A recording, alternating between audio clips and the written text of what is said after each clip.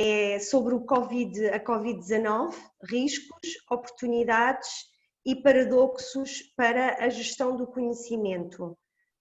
Conosco nesta sessão, esta sessão integra-se no programa de webinars para a administração pública, que o INA tem vindo a realizar desde o dia 28 de abril, com o apoio da Fundação para a Ciência e a Tecnologia. Esta sessão terá dois momentos. Um primeiro momento teremos a apresentação do Dr. Pedro Gomes Sanches, o nosso convidado de hoje, técnico superior do Gabinete de Planeamento e Estratégia do Instituto de Segurança Social, a quem desde já agradecemos o nosso convite, ter aceito o nosso convite.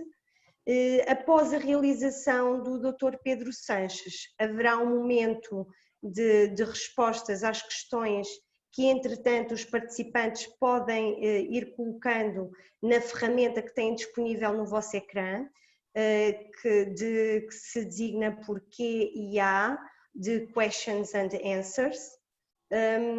Nesta sessão está ainda também o Dr. Luís Oriola, do Instituto Nacional para a Reabilitação, que irá fazer a interpretação para a língua gestual portuguesa, a quem também desde já agradecemos o apoio e a presença. Já temos bastantes pessoas a entrar, acho que podemos começar a nossa sessão e vou passar a palavra ao Dr. Pedro Sanches.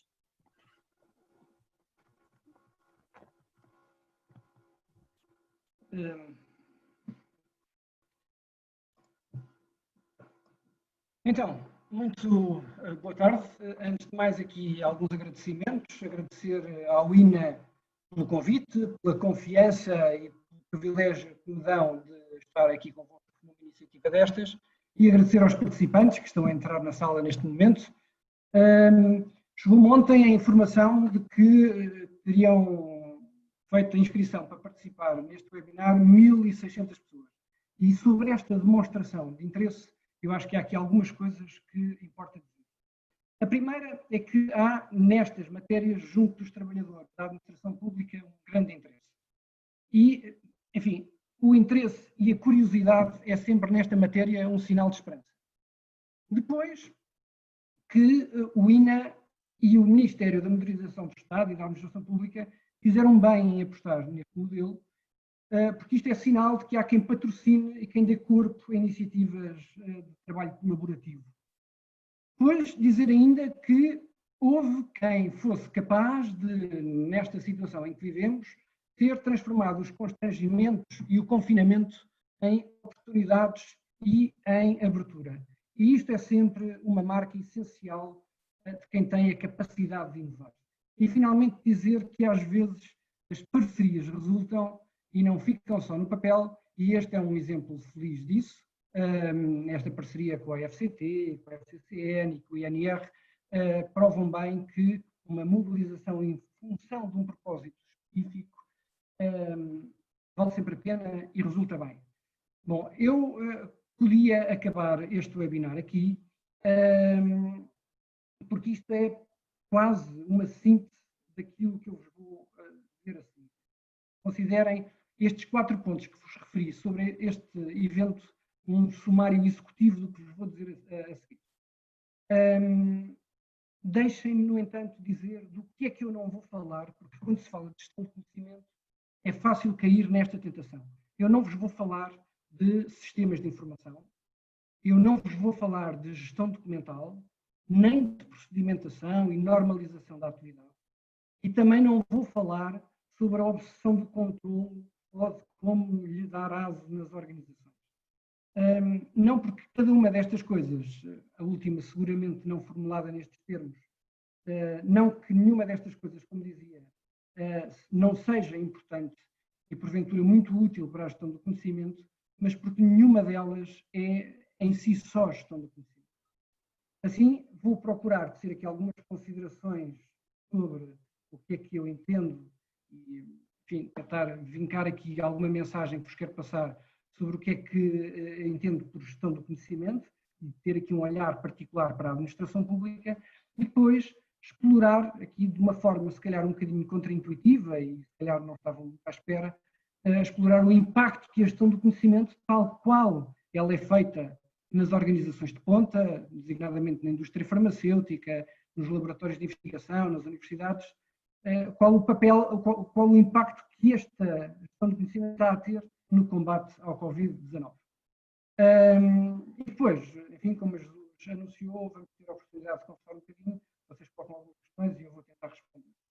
Antes, porém, queria contar-vos uma história que eu acho que é um bom início para falarmos sobre gestão de conhecimento.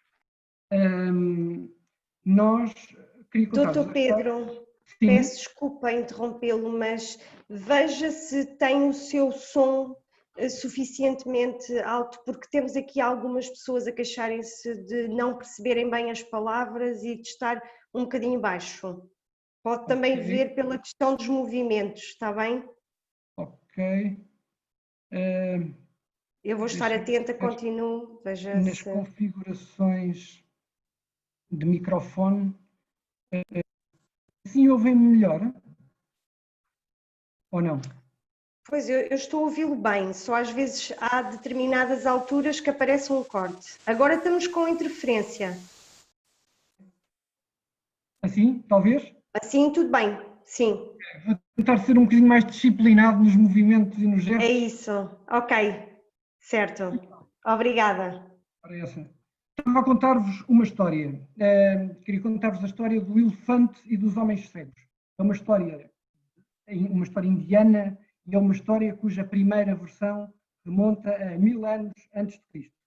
É uma história interessante porque chega um animal estranho que ninguém conhecia a uma aldeia indiana e um conjunto de homens cegos resolvem ir conhecer este animal. O animal chama-se elefante, eles não tinham nenhuma informação acerca do elefante e mobilizaram os sentidos que tinham e, designadamente, aquele que lhes parecia mais adequado para poderem ter uma percepção e um conhecimento do que era o elefante. Então há um que toca na tromba, agarra a tromba e diz, bom, o elefante é como uma cobra, muito grossa, mas é uma cobra. Há um outro que se agarra à perna do elefante e que diz, não, mas o elefante, na verdade, é como um pilar, como um tronco de uma árvore. Há um terceiro que toca na lateral do elefante e que diz que o elefante é como uma parede. Há um quarto que toca na cauda do elefante e diz que o elefante é como uma corda. Há um outro que toca na pesa do elefante e diz que, na verdade, o elefante é como uma lança. Bom, porquê que eu vos conto esta história? Porque esta história é uma boa metáfora daquilo que se passa nas nossas organizações. Se vocês repararem, cada um de nós tem uma visão parcelar das organizações em que trabalhamos. Temos uma visão parcelar do real. Cada um considera, por força da sua experiência, que a sua visão é a visão verdadeira. Quem é que o pode censurar? E depois, cada um desconfia da interpretação que o outro faz do mesmo real, quando mesmo, às vezes até, a considerando absurda se a visão que o outro tem for muito distinta da nossa. Se quiserem, na velha versão platónica de conhecimento, em que o conhecimento é a interseção da crença, aquilo em que nós acreditamos que é verdade, de verdade que é atestada pelos factos, e da justificação, da capacidade que nós temos de explicar porque é que aquilo em que acreditamos que é verdade, nós, nesta história do elefante e dos homens cegos, temos um bom exemplo de conhecimento, porque todos eles, na verdade, estão detentores de conhecimento. Mas é um conhecimento muito parcelar, é um conhecimento individual. E dificilmente podemos considerar que há ali conhecimento organizacional. Ainda que haja uma grande oportunidade de gestão do conhecimento, e eu acho que nós lá vamos chegar ao longo deste webinar. Mas, então, qual é a melhor forma de tornar este conhecimento organizacional? Qual é a melhor forma, qual é a melhor abordagem, quais é que são os aspectos essenciais para a generalização destes diversos conhecimentos individuais? Eu acho que devemos começar pelo princípio, e uma vez que estamos a falar sobre gestão do conhecimento, se calhar depois desta história sobre conhecimento, falar um bocadinho sobre gestão. Nós vivemos durante muito tempo com um paradigma dominante que ainda hoje faz marca significativa na forma como nós olhamos para isto nas nossas organizações, que é se calhar bem ilustrado por uma frase do Peter Drucker que diz: o que se mede, melhora. Esta tese assenta na ideia de que só se gere o que se mede e o que não se mede, não se gere. É uma visão mecanicista, positivista de gestão. Já ouvimos isto muitas vezes e já dissemos isto muitas vezes. Ora, esta visão dominante na gestão, que foi dominante durante boa parte do nosso tempo de vida, foi muito promotora do crescimento da economia. Uma economia assente em recursos materiais, onde os ganhos de produtividade advêm da poupança de matérias-primas, de ganhos de tempo, onde os layouts fabris, onde a programação dos tempos de manutenção, os sistemas de produção de just-in-time, os Kaizen e por aí fora, imperaram, e ainda imperam em algumas indústrias. Esta visão é absolutamente explicativa e é absolutamente virtuosa. A economia dos tangíveis, se quiserem, onde tudo, ou pelo menos, para usar a lei de Pareto, pelo menos 80% de tudo se pode medir, vive muito bem e cresce ainda melhor com este paradigma. Mas depois temos aqui uma outra visão, se quiserem uma antítese, ilustrada por uma frase de um pensador destas áreas, chamado Henry Mintzberg, que diz que a gestão é, acima de tudo, uma prática onde a arte, a ciência e o manuseamento se encontram. Para esta antítese, na confluência da ciência, mas também e sobretudo da arte e do manuseamento, traz-nos uma metáfora mais orgânica e, por força da ideia de tato e de arte, menos positivista. Quando a atividade económica ficou mais centrada nos serviços, e mais do que isso, nos intangíveis, a corrida às métricas, por força do paradigma dominante, foi enorme. A necessidade de se encontrar indicadores para toda a atividade forçou muitas vezes a que a disciplina do planeamento se especializasse em inventar métricas. Ora, estas invenções muitas vezes acabaram por colidir com a falta de aderência ao real e com os operacionais muitas vezes a não se reverem nas mesmas. Provavelmente muitos dos que estão a assistir já se encontraram nessa situação. A necessidade de encontrar métricas muito forçadas para a atividade e depois de consolidados os indicadores não se reverem grandemente nos mesmos e até menosprezá-los e atribuírem-lhes pouca importância. Deixem-me contar-vos uma piada. Este mesmo Mintzberg escreveu um livro muito importante em 94 chamado The Rise and Fall of Strategic Planning. Conta uma história muito engraçada que diz ele que o planeamento estratégico ao longo dos anos e por extensão toda esta corrida aos indicadores foi um bocadinho como a dança da chuva para os índios. Não fazia chover, mas nós dançávamos cada vez melhor. E também um bocadinho nas organizações. Não é que nós tenhamos passado a controlar melhor necessariamente.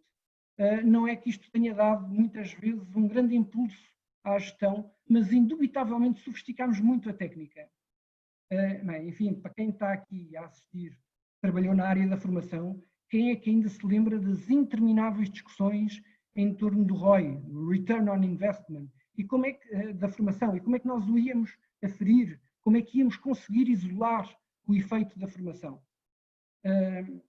Dito isto, entre a tese que vos apresentei dominante e esta antítese, eu parece-me que é muito útil nós tentarmos encontrar sínteses virtuosas. E, enfim, esta síntese não significa que devemos abandonar a necessidade e a vontade de medir a atividade económica e produtiva.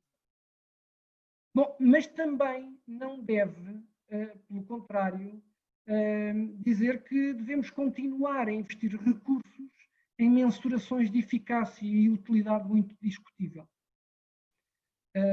Eu estou convencido que a síntese é mais do que... enfim, nós podemos ter aqui assim uma atitude um bocadinho de meias tintas quando falamos de síntese, que é dizer que deve ser tudo e fazer tudo e depois acabar por não ser nada e não fazer nada. Eu acho que as sínteses virtuosas não têm que ser isso. Eu acho que medir e controlar para promover o crescimento e potenciar o crescimento e o conhecimento, sim. Mas quando se opta por medir, tem que se fazer isso de forma séria e consequente. Não só com os indicadores e com os seus resultados, mas com o método de aferição desses mesmos resultados. Mas não podemos perder o foco. Não podemos esquecer o essencial. E nisso perceber, sobretudo em atividades onde o intangível é mais dominante, quais é que são as condições que melhor favorecem esse crescimento. E até se um excesso de controlo não vai matar essa potencialidade de crescimento do conhecimento. Eu aplicaria nesta matéria a regra do tanto quanto. Usar cada paradigma tanto quanto ele mais nos aproximar do nosso propósito final. Mais vale ter ambas as perspectivas presentes e estar atento às circunstâncias e necessidades e com isso poder escolher que seguir uma one best way da gestão de forma cega, apesar dos danos colaterais que nós sabemos que ela irá causar.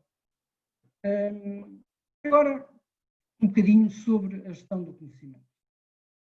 As perspectivas disciplinares de base com que se olha para a gestão do conhecimento, as expectativas que dela se têm, as funcionalidades que se lhe atribui, faz da gestão, se me permitem aqui um bocadinho, uma liberdade linguística, uma espécie de albergue espanhol, onde se pode encontrar tudo, enfim, e tirar pouco.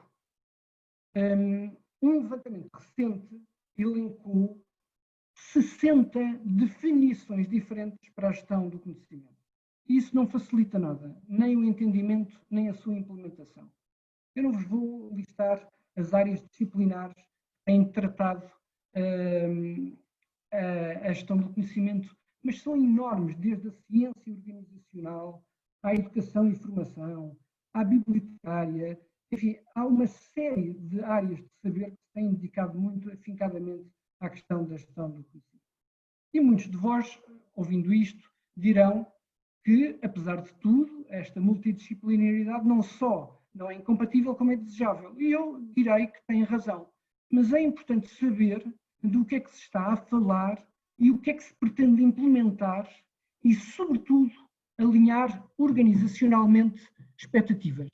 E este alinhamento de expectativas, eu espero poder, lá mais à frente, falar um bocadinho sobre isso. Este alinhamento de expectativas dentro da organização é essencial para que o conhecimento floresça e para que a gestão do conhecimento se possa fazer. Enfim, ainda no domínio da gestão do conhecimento, eu queria mostrar-vos aqui, não sei se vou conseguir, compartilhar aqui a tela para vos mostrar aqui uma definição de conhecimento organizacional. Ora, não é aqui, desculpa. Aqui. De conhecimento organizacional, de acordo com uma norma que todos bem conhecem, a ISO 9001-2015, que define isto da seguinte maneira. Conhecimento organizacional corresponde ao conhecimento que a sua empresa adquiriu ao longo do tempo e que torna possível que ela execute os processos que possui e assim forneça produtos e serviços que o seu cliente e as outras partes, forneça produtos ao seu cliente e a outras partes interessadas. E depois, que a organização deve determinar o conhecimento necessário para a operação dos seus processos e que este conhecimento deve ser mantido e estar disponível na extensão necessária e ao abordar as necessidades e tendências de mudança, a organização deve considerar o seu conhecimento no momento e determinar como adquirir ou aceder a qualquer conhecimento adicional necessário. Enfim, eu queria agora voltar a sair.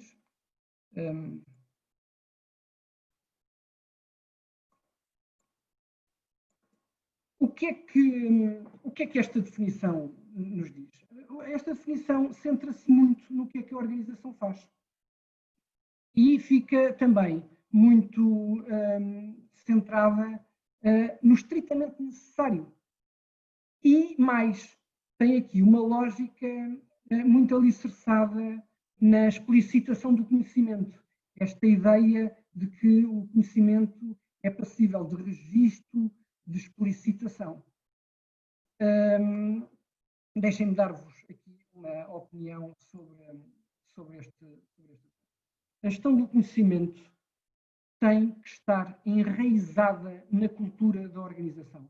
A gestão do conhecimento é uma questão de cultura organizacional. Um evento excepcional, por exemplo, como o Covid-19, pode ser um trigger, um desbloqueador para o seu desenvolvimento.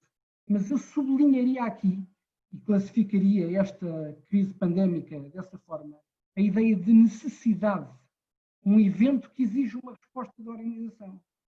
É por isto que olhar para a gestão do conhecimento apenas na perspectiva da explicitação de processos, na elaboração de orientações de trabalho, na definição de normas, na definição de fluxos, com base no que se sabe, sendo uma abordagem importante e porventura necessária para quem não a tem, está longe de endereçar a resposta ao imprevisto e ao novo. E diria agora, e simplificando, que a gestão do conhecimento deve assentar, sem embargo de sistemas de informação e de procedimentação normativa, em premissas de abertura, de partilha, de experimentação, de escuta ativa e de tolerância ao erro. E foi por isso que as primeiras palavras que vos disse na abertura deste webinar funcionariam quase como um sumário executivo. Isto é um mantra da gestão do conhecimento, esta ideia de abertura, de partilha, de experimentação, de escuta ativa e de tolerância ao erro. E isto é cultural. E é por isso que o alinhamento organizacional e o alinhamento de todas as pessoas dentro da organização são tão essenciais para que isto possa vingar. Por mais tecnologia que as organizações tenham, por mais formalização de procedimentos e por mais narrativas oficiais sobre a gestão do conhecimento que as organizações produzam, se este aspecto cultural não for salvaguardado, a organização não aprenderá mais, nem aprenderá melhor. E há uma coisa que para mim está implícita no que disse, mas pode não ter ficado claro, e que é o complemento do mantra de que estava a falar, que é a necessária abertura ao exterior, a imprescindível abertura ao mercado, ao cidadão, às tendências da sociedade. Dito isto, e sublinhada a questão da cultura, e porque estamos no setor público muito regulamentado, como a administração pública, em Portugal, eu acho que vale muito a pena olhar para as suas características e tentar encontrar aqui obstáculos e oportunidades. A McKinsey, em 2017, publicou um relatório sobre o setor público. Diziam eles que muitos governos melhoraram drasticamente a sua produtividade nos últimos anos, enquanto que outros ficaram para trás. E essas descobertas apontam para um grande prémio, se os governos puderem aprender com os seus pares, com melhor desempenho e aplicar inovações globais nos seus próprios países. E quantificam em trilhões de dólares em poupanças ou em melhoria significativa dos resultados para a sociedade. Bom, dizem eles que essa partilha de conhecimento traduzida em melhoria sustentável da produtividade só ocorre se os governos examinarem atentamente os seus talentos, tecnologia, processos e governança. Eu sei que tenho estado aqui muito a batalhar na tecla da cultura, das pessoas e dos talentos, porque sei que o mainstream tem focado muito a importância dos sistemas de informação, da tecnologia e dos sistemas de gestão da qualidade e da normalização dos processos. E eu acho que no meio deste balanço haveremos de encontrar mais uma vez aqui uma síntese virtuosa. Mas quando eles dizem talento, tecnologia, processos e governança, No fundo, é o triângulo dourado que todos nós conhecemos, de que todos nós já falámos e que todos nós já ouvimos falar. É o triângulo virtuoso das pessoas, processos e tecnologia, a que eles acrescentam aqui a ideia de governança. Diz ainda o relatório da McKinsey que para aproveitar estas oportunidades, e aí a McKinsey toma o meu partido, o relatório aponta para a necessidade de uma estratégia eficaz na função da gestão de pessoas. E que essa estratégia se centra em 5 questões-chave de acordo com eles. Compreender as perspectivas e a capacidade e as capacidades, as skills, ao longo de toda a estrutura governativa, construir uma força de trabalho ágil, antecipar as transições de liderança, simplificar e alinhar os processos de gestão de pessoas ao longo de toda a administração e compreender e mitigar os riscos associados à gestão do talento. E quais é que são os riscos para a gestão do talento?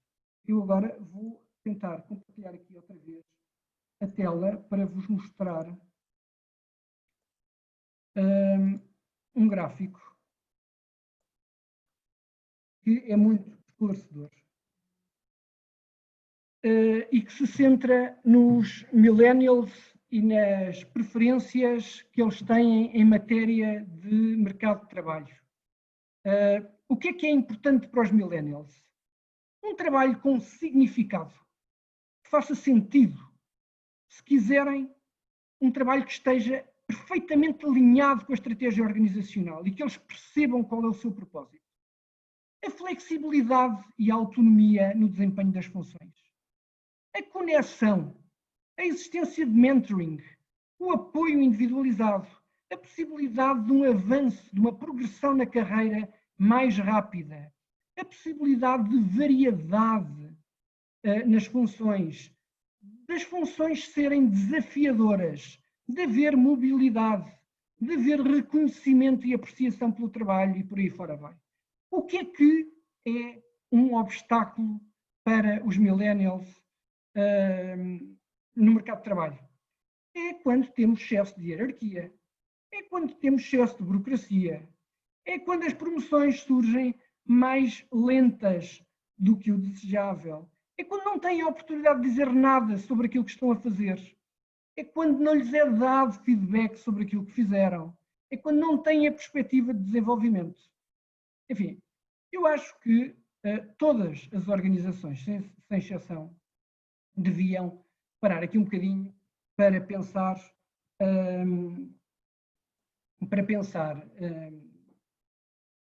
neste relatório, nos sinais que este relatório nos trazem. Mas para aqueles que de entre vós estão a confirmar expectativas, dizendo eu já sabia que isto era assim, isto não há nada a fazer, e é qualquer coisa que não depende de mim, deixem-me contrariar essa visão mais imediatista e mais negativa. Eu estou convencido que há alguns sinais, e podemos discutir isso se quiserem a seguir, que há alguns sinais positivos que nos levam a crer que é possível mudar isso. Porque, se vocês quiserem, isto não pode ser só visto na perspectiva muito macro e dizer o contexto político, o enquadramento jurídico não nos permite fazer. Da mesma maneira, também não pode ser só visto à escala micro e dizer, bom, está bem, isso é tudo muito bonito, ou isso é tudo muito feio, mas a minha chefia é péssima ou a minha chefia é ótima. Todos nós, nas diferentes posições que ocupamos nesta cadeia de poder, temos a obrigação de dar um contributo no sentido de melhorar.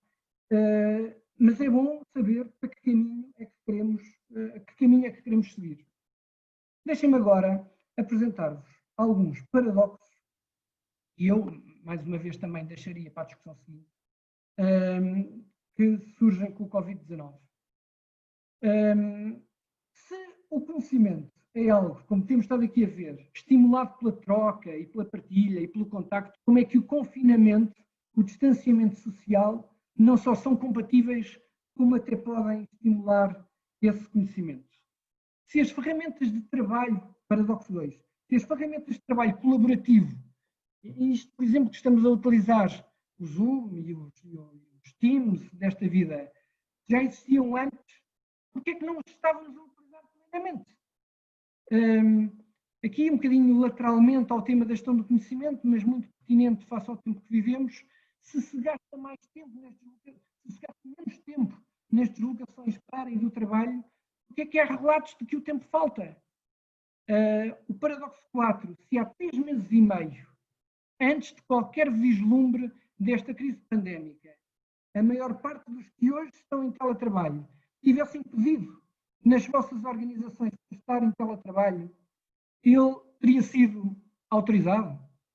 Enfim, eu acho que são questões que se colocam, que são muito pertinentes e que vale muito a pena discutir, para desmontar um bocadinho o mito desta força inexorável que nos impede de mudar. Não é assim. E a evidência tem-nos mostrado que não é assim. Agora, para concluir, queria, como vos tinha dito, olhar aqui um bocadinho para o efeito que a gestão do conhecimento, tal qual apresentei, ou tentei apresentar até aqui, contribui para a luta contra o Covid-19. Porque é que, pela primeira vez na história da humanidade, o mundo inteiro, a meio de uma pandemia, olha com tanta confiança para o futuro e quase com a certeza de que a vacina aparecerá, que a medicação mitigadora dos efeitos do vírus aparecerá e que mecanismos de controle de base tecnológica que já existem nos podem ajudar a diminuir a propagação do vírus, designadamente numa segunda vaga que se adivinha, ultrapassada está a surpresa desta primeira.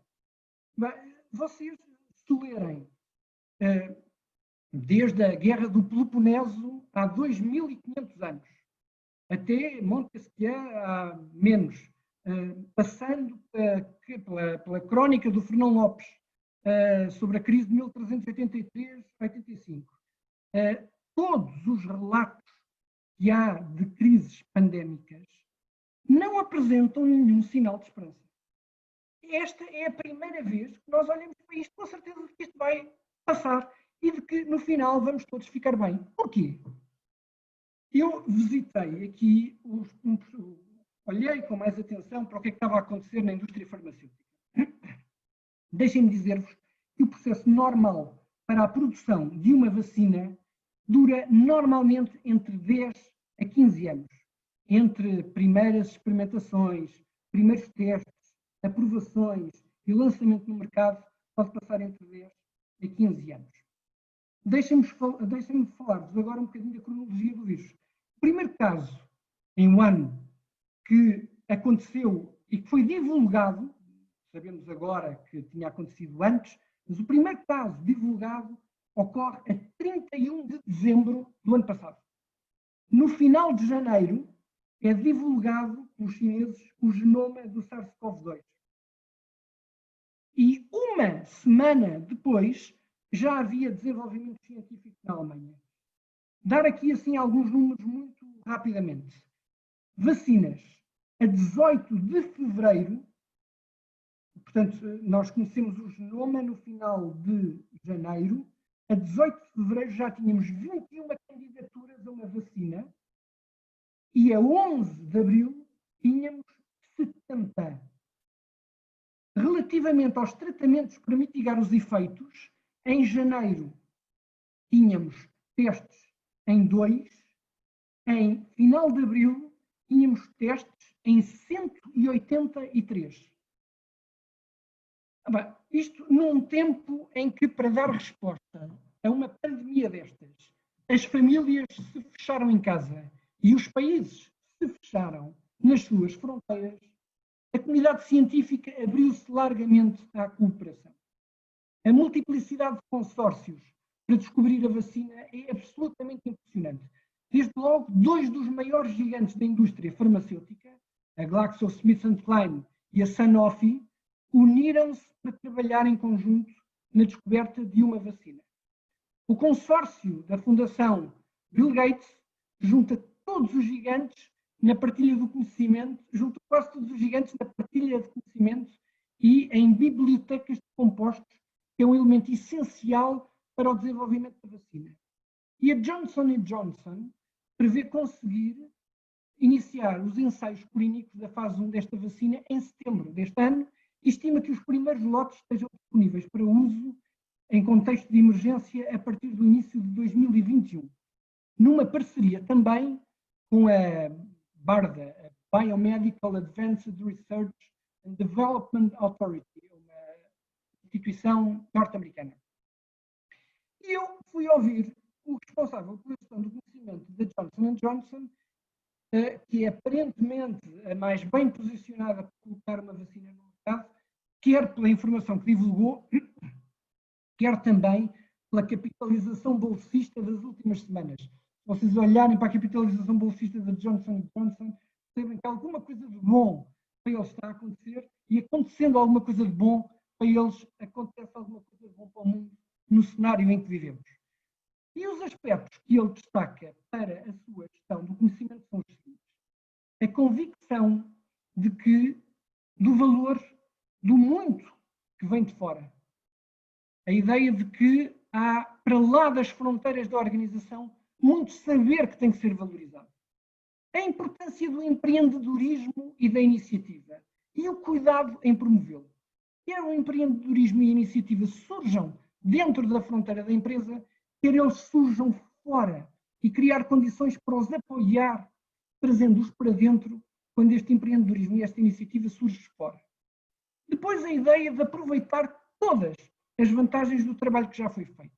Aqui o repositório, o saber acumulado, e fazer a mesma coisa com todo o saber que não está na empresa. É, se quiserem, um bocadinho uma diluição das fronteiras organizacionais. Uma absoluta abertura ao outro que aqui está em causa. E, refere ele, a importância das parcerias. Enfim, sintetizando a ideia da total abertura à colaboração externa.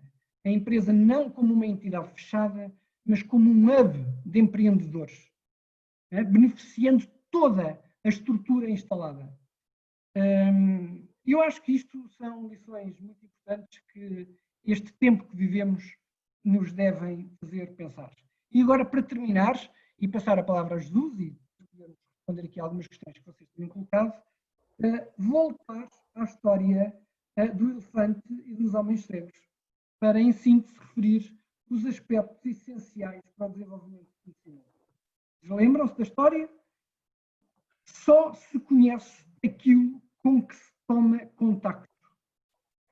A experiência é um aspecto central do conhecimento. A partilha com o outro, a abertura a outras perspectivas é essencial para o conhecimento. O risco de ousar, e quando eu digo o risco de ousar, falo do outro lado da medalha, que é a absoluta necessidade de ser tolerante ao erro. E a curiosidade, a vontade de querer ir para lá daquilo que se vive, para lá daquilo que se conhece. E é a cultura organizacional, o alinhamento coerente da gestão, nas normas, nas práticas, na gestão de pessoas, na relação com o cliente, está na chave de tudo isto. Só assim, todas as vertentes instrumentais sobre as quais nós tantas vezes passamos tanto tempo a falar, como os sistemas de gestão da qualidade ou os sistemas de informação, podem, de facto, contribuir para o conhecimento organizacional. E era isto. Muito obrigada, Dr. Pedro Gomes Sanches, pela sua apresentação e pela partilha que nos trouxe aqui hoje, esta tarde. Nós temos algumas perguntas, entretanto os participantes também podem ir colocando outras. Relembro que têm uma ferramenta para colocar as perguntas ao nosso orador, de Questions and Answers, que está no vosso ecrã. Começo pela primeira já, Sara Timóteo, antes de mais dá os parabéns pelo webinar tão interessante, e depois faz uma pergunta relacionada com qual a melhor forma de proceder ao alinhamento organizacional de expectativas. Deve este alinhamento obedecer à recomendação da extensão necessária? Quer fazer mais uma ou outra e eu respondo depois em conjunto, ou quer que eu responda uma a uma? Se calhar é melhor, porque depois podemos nos esquecer. Eu vou fazendo essa gestão, mas é como preferir também. Obrigado, Sara, pela pergunta. Esta é uma pergunta central, porque esta pergunta responsabiliza muito a gestão dos organismos. Como é que se promove o alinhamento? Deixem-me dizer como é que não se promove o alinhamento. Não se promove o alinhamento tomando decisões em cúpula que são passadas fragmentadamente para o resto da organização, sem se dar uma visão de conjunto. É fundamental que a pessoa que está no seu local de trabalho, por mais monótona seja a sua tarefa, por mais desmobilizadora que seja o seu dia-a-dia, essa pessoa está a dar um contributo essencial para algo verdadeiramente essencial. Quando se fala, em teoria, no alinhamento dos objetivos estratégicos aos objetivos operacionais, nós temos que pensar, temos assistentes operacionais em tarefas, porventura, que nós consideramos de menos valor acrescentado, ou assistentes técnicos que estão a desempenhar funções muito burocratizadas e muito rotinadas, mas temos que pensar que essas tarefas que eles estão a desempenhar concorrem para objetivos um bocadinho maiores, e que concorrem para objetivos estratégicos. Eu defendo a criação de narrativas organizacionais que funcionam quase como mantra daquilo que é a vida naquela organização. Deixem-me dar-vos um exemplo. O Instituto Nacional para a Reabilitação, do qual o Luís faz parte,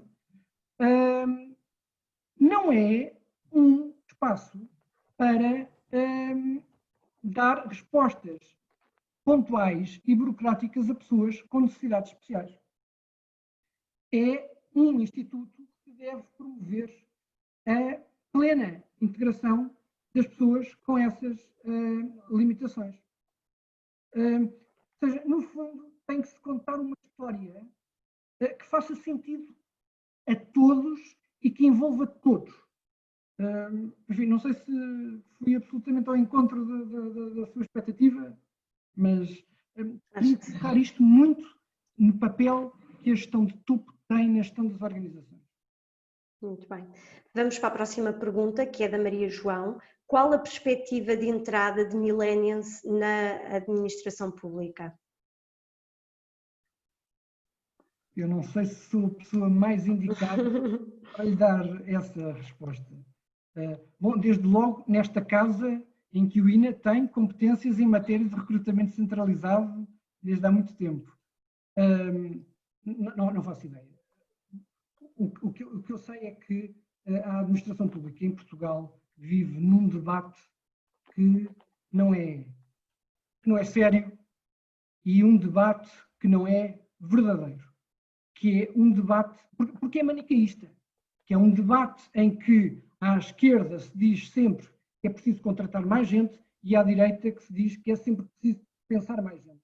Ora, dizer que a administração pública precisa de mais gente ou dizer que a administração pública precisa de menos gente é falacioso, enquanto não se perguntar o que é que a administração pública tem de fazer, quais é que são os volumes processuais para aquilo que tem de fazer, estimar essas necessidades de recursos e dotar a administração pública dos recursos necessários para o fazer.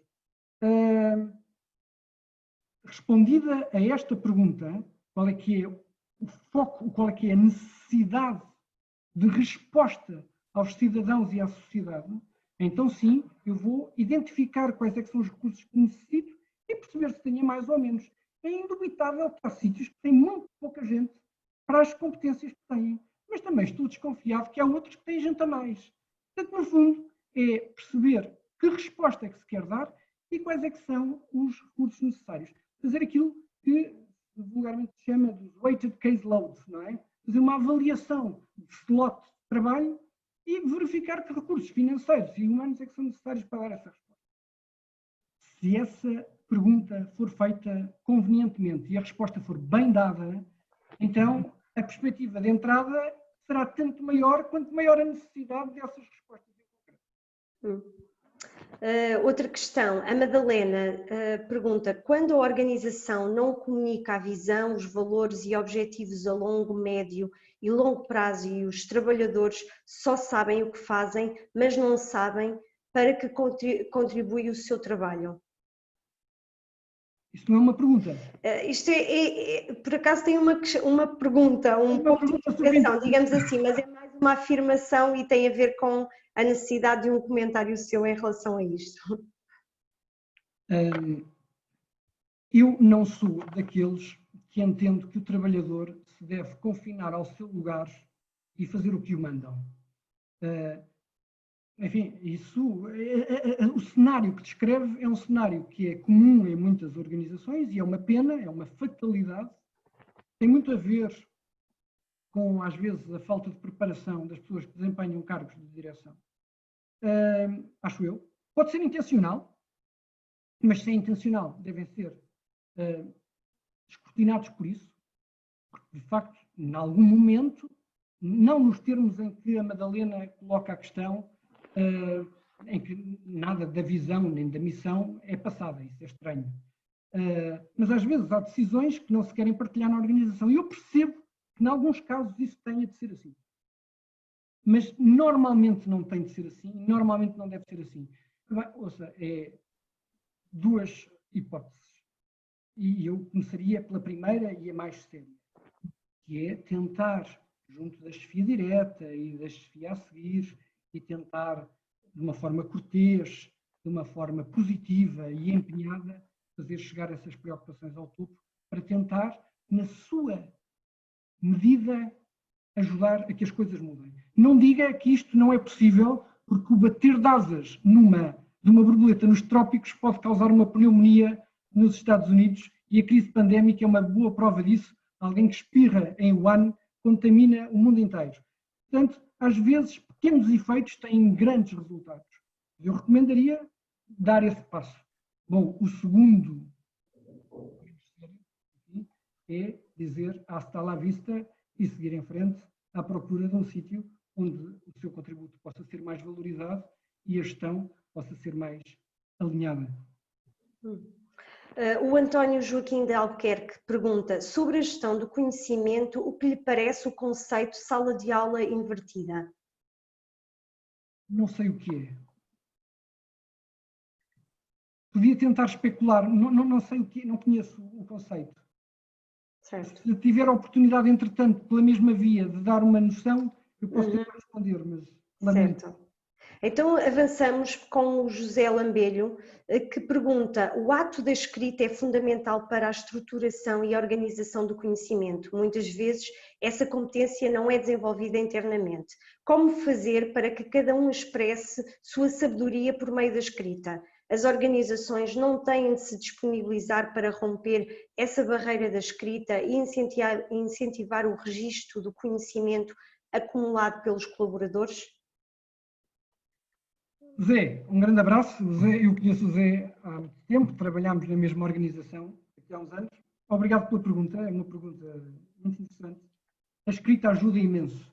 A escrita ajuda imenso porque aquilo que nós achamos que pensamos quando passamos a escrito, somos forçados a estruturar melhor as nossas ideias e estruturando melhor a questionar sobre as nossas insuficiências, sobre as nossas contradições. E, portanto, sim, a escrita é essencial. Mas, Zé, nós vivemos num tempo em que tudo parece, toda a comunicação quase que parece reduzida a 140 caracteres, não é? É a geração Twitter. em que tudo tem que estar também confinado num curto espaço, numa mensagem muito bombástica, muito curta, que diga tudo. Eu entendo que sim, que a escrita é importante, a produção de bons relatórios é importante, mas as organizações não são espaços de grande literatura.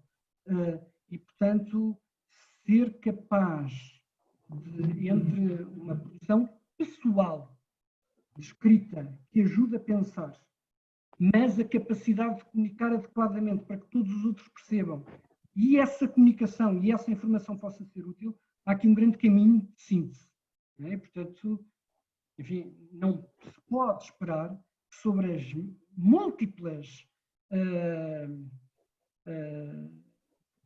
sobre os múltiplos eventos que acontecem numa organização, no topo, ou ligeiramente abaixo do topo, se consigam ler relatórios longos sobre cada uma dessas coisas. E, portanto, enfim, sim para estruturar o pensamento, não para comunicar organizacionalmente. A comunicação organizacional tem que ser mais curta e portanto, muito menos densa. Muito bem. A Sandra Amaro pede para repetir o nome da obra do Mintzberg que referiu. Eu sou gente conhecida. Olá, Sandra. É o Rise and Fall of Strategic Planning. Foi um texto um livro que o Mintzberg escreveu em 94, se não estou a erro. Muito bem. Só lhe pedi, era para justificar, há aqui uma pessoa que pergunta se nós vamos disponibilizar o PPT, mas como o Dr. Pedro falou, não é? Sim. O PPT é apenas uma orientação para si, certo?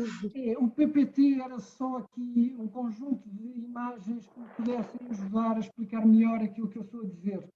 O PPT não tem nenhuma estrutura muito boa, nem sequer segue absolutamente a estrutura daquilo que eu vos apresentei e não dá suporte a nenhuma narrativa de uma forma consistente. E, portanto, enfim, é um acessório, não tem nada de muito essencial. Pronto, nós vamos acrescentar que vamos disponibilizar esta gravação, tal como as outras que temos vindo a fazer no nosso canal do YouTube, do webinar. Só para avançar, porque temos muitas questões, vamos ver se conseguimos responder ao maior número possível. A Irene Ribeiro pergunta como compatibilizar esta gestão do conhecimento nova aqui, falada, com uma administração pública cada vez mais hierarquizada, sem partilha e envelhecida.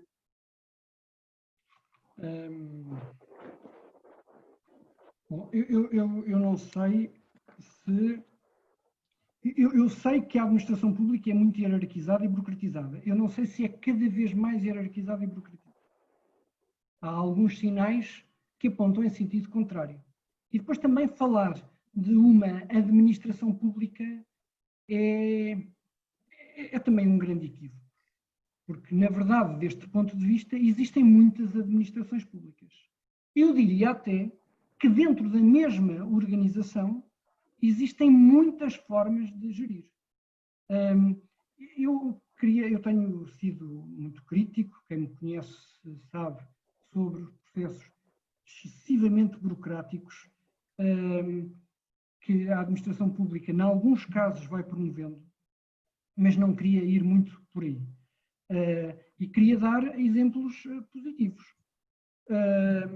Um bocadinho como sinal de esperança de que isto é possível. E vou dar dois que me saltam assim de repente à cabeça. Esta iniciativa, ou ainda podia ficar à espera de melhor altura para voltar ao formato habitual. Mas no meio desta circunstância, avançou para esta iniciativa. E eu, pelo que posso ver, temos 600 pessoas em sala. 600 pessoas em sala! Que sala é que seria necessário e que deslocações é que seriam necessárias e que custos é que seriam necessários para ter 600 pessoas a conversar sobre isto? Imaginem se o orador fosse mais interessante que eu. Não é? Onde é que conseguíamos chegar? Conseguimos chegar muito longe. Eu ainda fiz isso e isto é um bom exemplo. Outro exemplo que me ocorre foi uma coisa que passou, enfim, foi muito propagandeada e que depois foi, enfim, ligeiramente menos anunciada e que agora faz todo o sentido. Foi uma iniciativa que este governo tomou em dezembro de 2018, foi o lançamento do programa 3 em Linha, que pretendia alinhar a vida profissional, familiar e pessoal, com um conjunto de medidas que depois os organismos deveriam implementar. Enfim, fomos todos forçados ao teletrabalho e, com isso, a tentar encontrar formas de conciliação da vida profissional com a vida familiar. Bom, mas o que eu vos quero dizer é que, enfim, se me permitem citar alguém de quem gosto muito, o fracasso não é final e o sucesso também não é completo. Enfim, na verdade, nós não temos que estar condenados ao fracasso e, quando atingimos algum sucesso, também não devemos pensar que já não há mais nada depois disso. Eu acho que há bons sinais de que se pode fazer melhor. Muito bem, avançamos com mais umas perguntas. A Wanda pergunta: o risco de ousar é possível com os prazos que se impõem tantas vezes na administração pública? Há de ser um compromisso? E como gerir esse compromisso com um modo de avaliação? Bom, não julguem que eu não sei. Enfim, a Jesus não disse, não tinha que dizer, eu desempenhei durante mais de 10 anos funções como dirigente na administração pública. E, portanto, eu sei bem como o dia-a-dia é brutalmente penoso para tanta gente, altamente pressionado com prazos.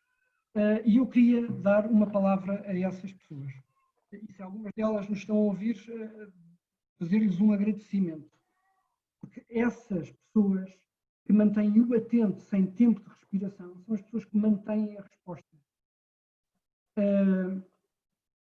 Mas eu estou convencido, e aqui os dirigentes têm um papel muito importante, que por mais sobrecarregado que se esteja, ninguém melhor do que as pessoas que estão na prática conhecem as oportunidades de melhoria.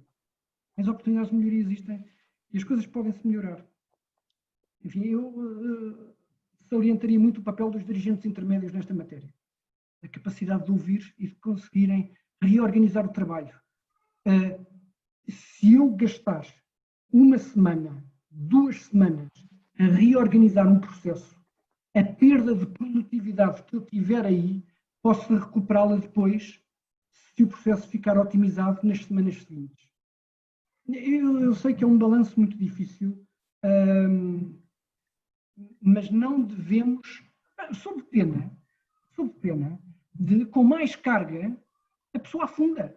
E afundando, o serviço deixa de ser prestado. Portanto, a ideia de que é a única forma que temos, é a única forma que há de fazer as coisas, e, portanto, é por aqui que vamos, é suicida. Certo. No fundo, esta pergunta da Sónia Jacques também vem um bocadinho falar das mudanças na administração pública e da relação da gestão do conhecimento, parece não se enquadrar numa administração pública com pouca cultura organizacional. É possível acreditar numa mudança profunda? Eu perguntas tão abrangentes e a falar tão genericamente sobre a administração pública, tenho muita dificuldade porque, como vos disse, há muitas administrações públicas. Se não fosse possível, há uma coisa segura. Eu não estaria aqui a falar sobre este tema e não daria este módulo no FORGEP que o INA organiza. Se não fosse possível, enfim, não era possível.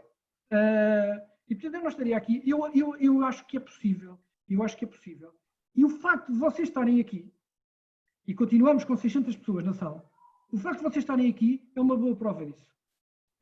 Porque entre vós estão técnicos, estão assistentes técnicos, estão técnicos superiores, mas também estão dirigentes. Intermédios, eu não sei se estão dirigentes superiores ou não, mas também estão dirigentes. E todos, no seu lugar da organização, podem contribuir um bocadinho para isto. Eu acho que sim, acho que vale a pena continuar a apostar. Olha, temos muitas perguntas, temos muitas pessoas a dar os parabéns pela excelente apresentação. Vamos só terminar com mais uma e desde já peço desculpa às pessoas para as quais nós não conseguimos responder, portanto, e terá que ficar para uma próxima oportunidade, talvez um segundo webinar sobre o assunto, seguramente. E dizer-lhe que a Sónia Pereira pergunta, no caso de funcionários que investiram na carreira, mestrado e especialidade, e hierarquicamente não é reconhecido por chefias e entidade organizacional, o que fazer para mostrar as competências adquiridas? Essa pergunta é difícil. Essa pergunta não é de gestão do conhecimento, é de gestão de carreiras e de gestão de expectativas e é de gestão de pessoas.